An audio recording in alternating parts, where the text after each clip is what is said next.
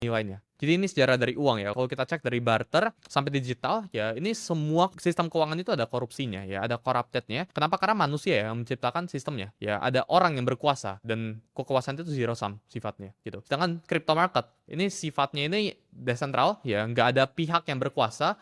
Ini consensus network kita sebutnya ya. Ini dimana harus mayoritas orang ya yang menjalankan network itu yang sepakat ya buat melakukan perubahan, baru perubahan itu terjadi ya. Jadi perubahan itu nggak bisa terjadi karena satu atau dua orang yang pengen berubah aja. Kita lihat ya, masalah dari sistem keuangan di tradisional ya, menurut gua ada beberapa. Kalau kita cek ya di sekarang di fiat currency, itu yang pertama itu inflasi. Ini teman-teman mungkin tahu. Hal terbaik ya buat tanya, misal gue sekarang ada duit 100 miliar. Gimana caranya? Ini sekarang tahun 2026 ya, gue transfer 100 miliar ini 100 tahun ke depan tanpa kehilangan value 100 miliar ini. Jadi sekarang ya tahun 2026 ya gue punya 100 miliar, purchasing power gue tetap 100 miliar ya, kemampuan gue buat beli misal 100 miliar sekarang itu bisa dibeli buat 10 mobil gitu ya, 10 Alphard contoh kayak gitu. Nanti 2126 gue juga pengen punya 100 miliar dan 100 miliarnya ini bisa juga gue pakai buat beli 10 Alphard. Jadi sama value-nya gitu ya.